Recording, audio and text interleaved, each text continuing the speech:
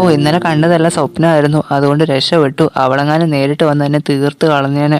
സജീവന്റെ വീട്ടിലായിരുന്നപ്പോ നല്ല സുഖമായിരുന്നു. ഓ അവിടുന്ന് പോരണ്ടായിരുന്നു. ഏത് നേരത്താണോ എനിക്ക് അവിടുന്ന് ഇറങ്ങി പോവാൻ തോന്നിയേ. ഇനിയിപ്പൊ അതൊക്കെ പറഞ്ഞിട്ട് എന്താ കാര്യം? ഞാൻ പോയൊരു ചായ വെക്കട്ടെ. രാവിലെ 5 മണിക്ക് തുടങ്ങിയ പണി എന്നിട്ടും തീരുന്നില്ലല്ലോ. എത്ര നേരമായി ഇത്. കറി മാത്രമേ റെഡി ആയിട്ടുള്ളൂ. സജീവനാണെങ്കിൽ ഓഫീസിൽ പോകാനുള്ളതും കൊച്ചിനാണെങ്കിൽ സ്കൂളിൽ പോകാനുള്ളതുമാ. നേരം 8 മണിയായല്ലോ, എന്നിട്ട് ഈ ചെറുക്കൻ എണീറ്റില്ലേ? ഇനി എപ്പോ സ്കൂളിൽ പോകാനാ? സജീവനെ വേണം ആദ്യം അടിക്കാൻ. നേരം വെളുക്കുമ്പോ പിള്ളേർ എണീക്കണം. ഇങ്ങനെ ഉണ്ടൊരു പുന്നാരം. ഈ ചെറുക്കനാണെങ്കിൽ പഠിക്കണം എന്നൊരു വിചാരവുമില്ല. ആരെങ്കിലും വഴക്ക് പറയാതെ പഠിക്കത്തുമില്ല.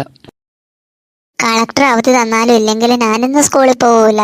ആഹാ കൊള്ളാലോ. നീ മാത്രം അങ്ങനെ തീരുമാനിച്ചാൽ മതിയോ? നീ ഇപ്പൊ ചെറിയ കുട്ടിയാ, നിന്റെ കാര്യമൊക്കെ ഞങ്ങൾ നോക്കിക്കോളാം. മര്യാദയ്ക്ക് സ്കൂളിൽ പോയിക്കൊന്ന്. നിന്നെ പോലെ തന്നെയല്ലേടാ ബാക്കി പിള്ളേരൊക്കെ. അവരൊക്കെ സ്കൂളിൽ പോകുന്നുണ്ടല്ലോ, പിന്നെ നിനക്കെന്താ കുഴപ്പം? എന്റെ ക്ലാസ്സിലെ കുറെ പേരൊന്നും വരില്ലെന്നാ പറഞ്ഞ്. അവരൊക്കെ വീട്ടിലിരിക്കുക മഴയായിട്ട്. അപ്പൊ പിന്നെ ഞാൻ എന്തിനാ പോകുന്നേ?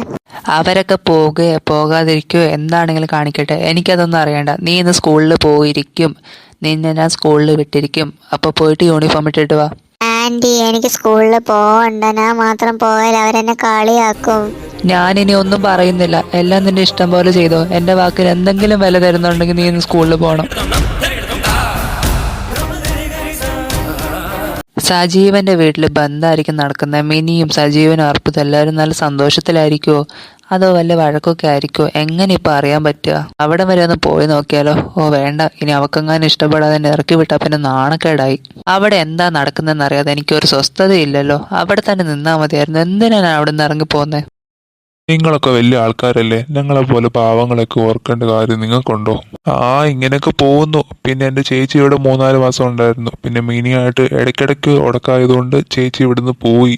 ഇപ്പൊ മിനി തന്നെ എല്ലാം ചെയ്യുന്നത്. ചെറുക്കൻ്റെ പഠിത്തത്തെ കുറിച്ചൊന്നും പറയാതിരിക്കുന്നത് നല്ലത്. പഠിക്കണമെന്ന് ഇൻട്രസ്റ്റ് ഉള്ളവരോട് പറഞ്ഞിട്ടല്ലേ കാര്യമുള്ളൂ. ഓഹോ, അപ്പൊ സജീവന്റെ മനസ്സിൽ ഇങ്ങനെയൊക്കെ ആയിരുന്നല്ലേ.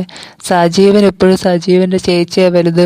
ഞാൻ ഇപ്പോഴും വെറുതെ നിൽക്കുന്നവള്. 25 ലക്ഷം കൊടുത്ത് സഹായിക്കാൻ ഞാൻ മാത്രമേ ഉണ്ടായിരുന്നുള്ളൂ. അപ്പൊ ഈ ചേച്ചി കൂട്ടുകാരനൊന്നും ഇല്ലായിരുന്നല്ലോ.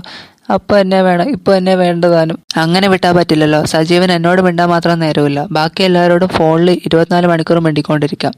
ആരെ വിളിക്കുന്നത് എനിക്കൊന്ന് അറിയണം. കാട്ടിലെ മൈനയെ പാട്ട് പഠിപ്പിച്ചതാര്? ആര്? ഇവിടെ നിന്ന് ഫോൺ നോക്കുന്നത് ഒട്ടും സേഫ് അല്ല. സജീവന് കണ്ടാൽ ഡൗട്ട് അടിക്കും. സജീവൻ എന്തായാലും കുളിച്ചിട്ട് വരാൻ കുറച്ച് നേരം എടുക്കും. ആ ടൈമിനുള്ളിൽ എനിക്ക് കംപ്ലീറ്റ് കോൾ ലിസ്റ്റ് നോക്കിയെടുക്കണം. ഇവരൊന്നും കാണാത്ത മറ്റൊരു മുഖം കൂടിയുണ്ട് ഈ മിനിക്ക്. അയ്യോ, തോർത്തെടുക്കാൻ മറന്നുപോയി. തോർത്തില്ലാതാണോ ഞാൻ കുളിക്കാൻ വന്നേ? എപ്പോഴും ഇങ്ങനെയാ. കുളിക്കാൻ തുടങ്ങുമ്പോ ആയിരിക്കും ഓർക്കുന്നത് തോർത്തെടുത്തില്ലെന്ന്. അല്ല, ഈ മിനിയുടെ കയ്യിലിരിക്കുന്നത് എന്റെ ഫോണല്ലേ? അവക്ക് ഫോണില്ലാണ്ടാണോ എന്റെ ഫോൺ എടുത്ത് നോക്കുന്നത്? എന്നാലും എന്റെ മിനി, നിന്നെ കുറിച്ചുള്ള ധാരണകളെല്ലാം ഒറ്റ നിമിഷത്തിൽ നീ തകർത്ത് കളഞ്ഞല്ലോ. പക്ഷേ, മിനി ഇത്ര ചീപ്പായിരുന്നോ?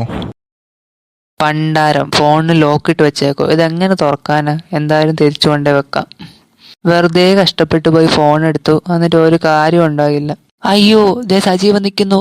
സജീവൻ കണ്ടു കാണുമോ ഞാൻ ഫോൺ നോക്കുന്നേ? അയ്യോ പെട്ടു.